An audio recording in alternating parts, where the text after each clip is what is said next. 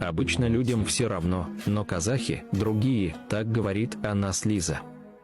Мы тоже всей семьей помогаем, чем можем. Сейчас Лиза нашла работу в кафе официанткой, снимает квартиру. В Харькове Лиза 1,5 месяца провела в подвале. Ее отец воюет, он офицер. Мать в Харькове. Все друзья в эмиграции.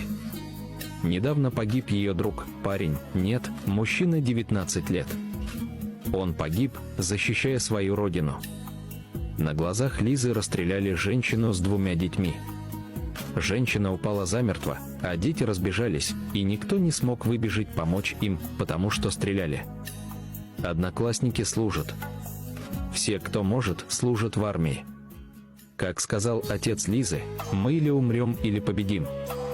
Как юрисконсульт я помогаю ей с миграцией. Мы сдали документы для получения вида на жительство.